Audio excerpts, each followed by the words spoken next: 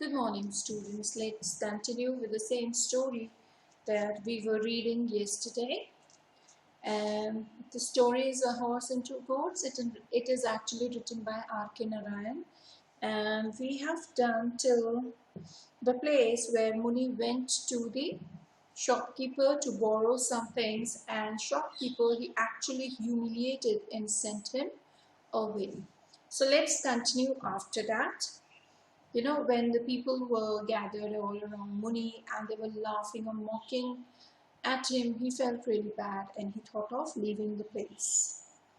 He later told his wife, it is like page number 54. I want you to open to page number 54 and second last paragraph. You can see just 4 lines from the end of the page. Let's see. He later told his wife that that scoundrel would not give me anything. So go out and sell the drumsticks for what they are worth. He really felt bad or embarrassed when he was humiliated by the shopkeeper. He came back home and told his wife that it's better you take this and just sell them out. He flung himself down in a corner to recover from the fatigue of his visit to the shop. Now he was too tired to go to the shop, and then the kind of conversation he had to face. He was really sick and tired. So what he did, he sat in a corner to recover. Right? Recoup means recover from the tiredness that he actually faced. His wife said, "You are getting no sauce today." Understand it? It is easy. The language is easy.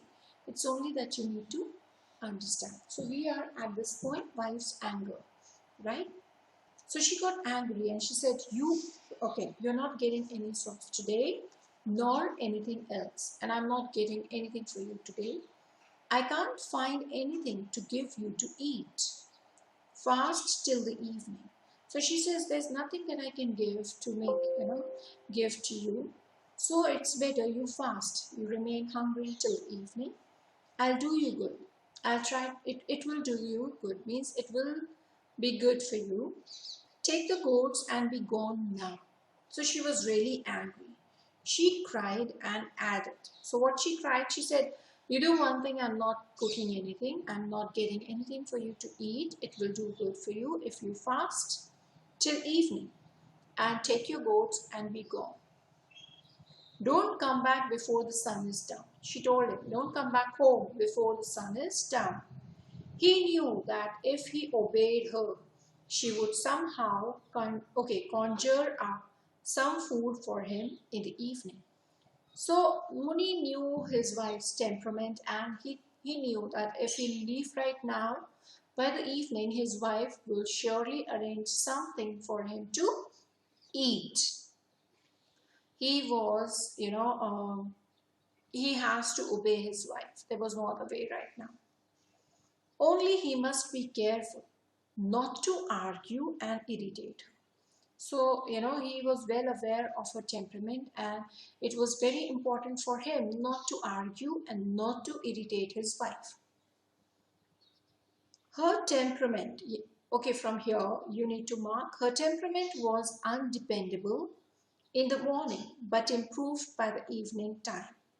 Now, what she used to do, you should know that as well, what his wife used to do. She was sure to go out and work, grind corn in the big house. Corn, you understand, right? Okay. She used to grind it, sweep or scrub somewhere. She'll clean the houses somewhere and earn enough to buy food stuff and keep her dinner ready for him in the evening. So this is what she used to do. Mark these 3 lines so that you know what was her everyday task. Unleashing the goats means untying the goats. What he did, Muni, from the drumstick tree, Muni started out, driving them ahead and uttering weird cries. Uttering weird cries means, you must have seen when people, they take their cattle out for grazing, they make different sounds from their mouth, maybe like, just to make them move. Different sounds. Okay. from time to time in order to urge them on, in order to force them to move on. He passed through the village with his head bowed in thought. He was actually lost. He was passing through the village without looking at anyone, without listening to anyone, I'm sorry. And he just kept moving with his goats. He passed through the village. Okay, I've done that. He did not want to look at anybody or be accosted. Accosted means stopped or detained. He didn't want, he was, he actually was ignoring the fact or ignoring the people around. A couple of cronies lounging in the temple corridor hailed him. Couple of cronies means friends. They were lounging, means relaxing in the temple corridor, hailed him. So his friends must have called him, but he ignored their call. The short man had said that he was 70. At 70, one only waited to be summoned by God. So Shockman had already told him that he's 70, and that scared him. At 70, a person should only wait for his death. So he was very scared. Okay, just give me a minute. Okay, let's continue. So understand this line. At 70, one only waited to be summoned by God. So he was 70 years old. That means he should wait to be called by God. When he was dead, what would his wife do? Now he was also worried about his wife, that when he will die, what his wife will do. They had lived in each other's company since they were children. Imagine their ages here. So when Muni was 10 years old, he got married to his wife and she was just 8 years old. So they have been together since they were children. He had been told on their day of wedding that he was 10 years old and she was 8. Progeny, none, means they had no children. Perhaps a large progeny would have brought him the blessings of the gods. So he thinks, while he was walking towards the highway, he was thinking that perhaps if I had children, I would have been blessed by God. Only on the outskirts did he lift his head and look up. So when he was actually out of the village, that's the only time when he looked up. He urged and bullied the goats until they meandered along to the foot of the horse statue on the edge of the village. So you remember the map of the village? There were 4 streets, and after the village at the end there were these fields, and then there was this highway. So what he did, he finally took his goats there and he tied them to the horse statue. He sat there under on the pedestal of it. Okay, let's read it. The advantage of this was that he could watch the highway and see the lorries and buses pass through to the hills, and it gave him a sense of belonging to a larger world. So why, here, when he used to sit there and watch these things, he used to watch the people around, it actually gave him a sense that he belongs to a larger world. The pedestal of the statue was broad enough for him to move around as the sun traveled up. Is that clear? So understand, up and westward. Or he could also crouch under the belly of the horse for shade. So the horse statue was big enough. So on the pedestal of the horse statue, he used to sit. So with the movement of the sun, he could actually change his position to keep him away from the direct sun. Okay. Now this is another very important para that you need to mark on page 56. The horse was nearly life-size. Now we are here. We'll be discussing, I'll be talking about the horse statue here. We know about his wife's anger now, their life, the highway and the fields. Now let's talk about the horse statue. It is very important. Page 56. The horse was nearly life-size, molded out of clay. baked and burned, and brightly colored, and reared its head proudly, prancing its forelegs in the air and flourishing its tail in a loop. So imagine a horse with the legs up in the air and tail making a loop and head high. You understand that?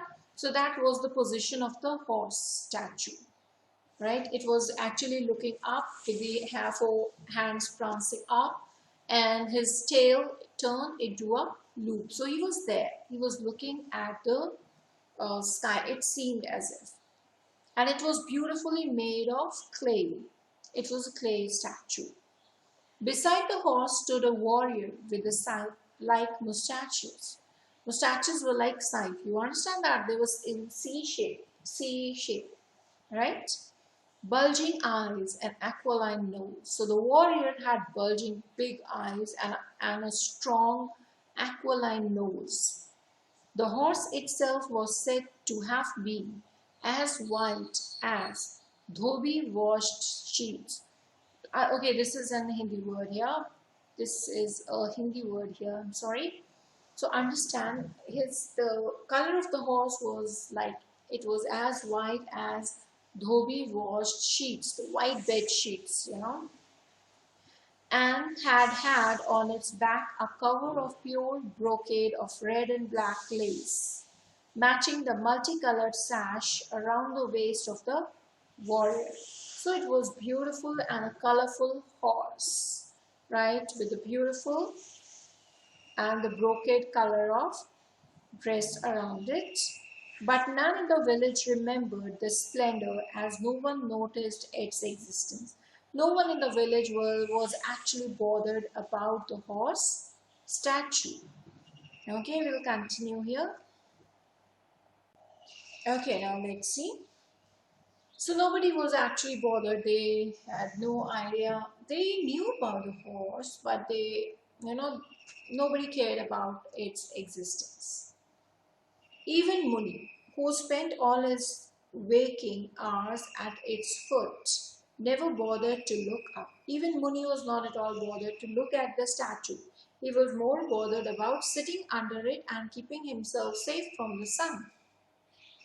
It was untouched even by the young vandals of the village, who gashed tree trunks with knives and tried to topple off milestones and inscribed lewd designs on all walls. Now, this statue was even safe from the street vandals, these village vandals, these young boys, young vandals. You must have seen in the villages, you do have kind of a gang of young teenagers. They'll spoil the walls, they'll spoil the places, they'll cut the tree trunks, they'll spoil the beauty of the village. So these boys, they were there. They actually spoiled everything, but even the statue, they must have never noticed the statue. So the statue was safe from their eyes too. Muni sat on the foot of the statue, watching his two goats graze in the arid soil. Arid soil, you understand, dry soil, among the cactus and lantana bushes. He looked at the sun. It had tilted westward, no doubt. But it was not the time yet to go back home. If he went too early, his wife would have no food for him. Also, he must give her time to cool off her temper and feel sympathetic. And then she would scrounge and manage to get some food. So the problem here was, if he'll go early, his wife will not give him any food. So he had to sit there. He was waiting for the sun to go down, and then only he could go back home. Okay, let's continue. He noticed now a new sort of vehicle coming down at full speed. It looked like both a motor car and a bus, right? He used to be intrigued by the novelty of such spectacles, but of late work was going on at the source of the river on the mountains, and an assortment of people and traffic went past him. And he looked it at it all casually and described to his wife later in the evening everything that he saw. Now, what he used to do when he used to sit on the highway, under the pedestal, under the horse statue on the pedestal, he used to watch the highway. He used to watch every vehicle come and go, everything that was happening there.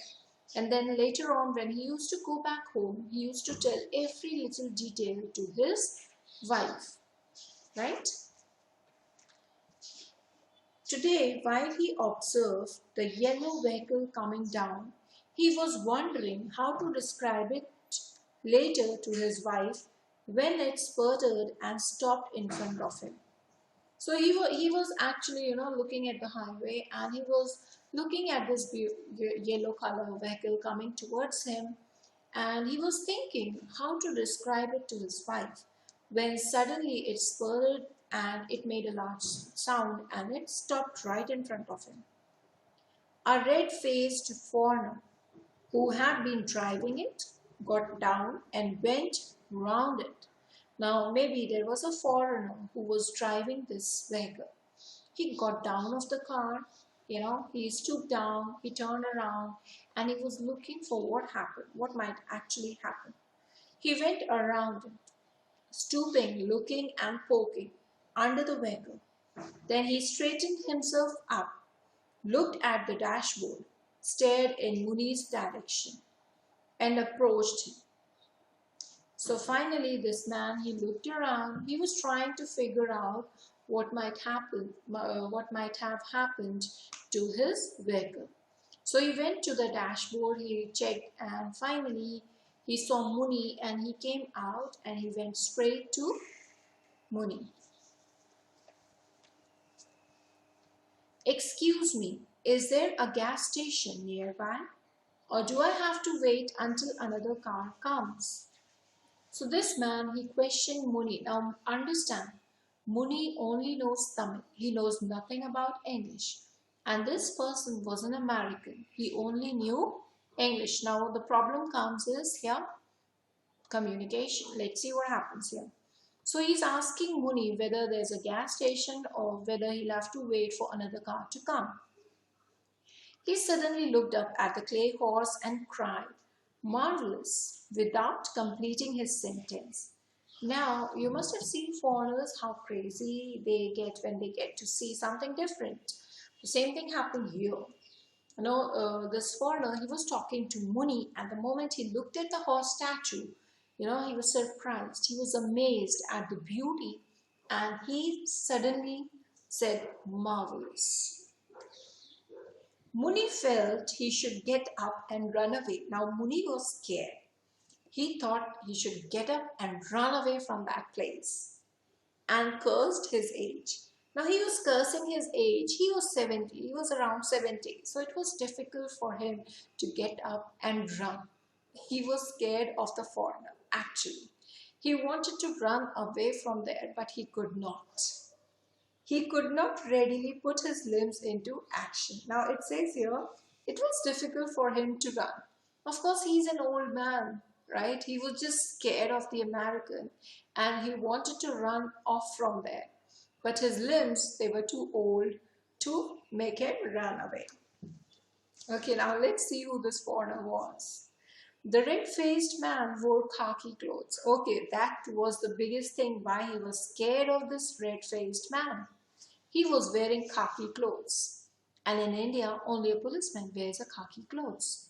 So this poor chap, Muni here, he got scared. He thought maybe he's a policeman and he's here for some investigation. And that is why Muni wanted to run away from there. Evidently a policeman or a soldier. Muni said to himself, "He will chase or shoot me if I start running." Now he was scared of his dress actually, and he thought that if I get up and if I run, he will chase and he will kill me. Some dogs chase only those who run. So just imagine, it is India, of course, and this is how we think. When you start running, who will chase you? The dogs. "Oh Shiva, protect me." So he's praying to God that Shiva protect me. I don't know why this man should be after me. So maybe this man was here for a different reason, but there was a problem because of the communication, and that is why Muni got scared and he's thinking, oh my god, why this man is after me. Meanwhile, the foreigner cried, marvelous. Now, foreigner was getting crazy at the sight of the horse statue, again nodding his head. He paced around the statue with his eyes fixed on it. He moved around this horse statue. He was looking at the horse statue and, appreciating the beauty. And Muni, the poor chap who was there, he wanted to run off from there. But because of his old age, he had to be still. Muni sat frozen for a while. So he was frozen and then fidgeted. Fidgeted means he tried to move a bit and tried to edge away. He wanted to just move away from there. Now the other man suddenly pressed his palms together, smiled and said, Namaste, how do you feel? How do you do? Oh my God. So finally this foreigner, he actually joined his hand and he said, Namaste, how do you do? Now Muni was scared, he just wanted to run away from the sea. But now he was caught. We'll read from here in the next video, page number 57. Right? Just read it, okay? And make sure you just jot down these points somewhere so you have an idea of the sequence. It's a very long story and you might feel lost if you not keep these points in your mind. Okay? So we'll continue with the rest in the next video. Thank you.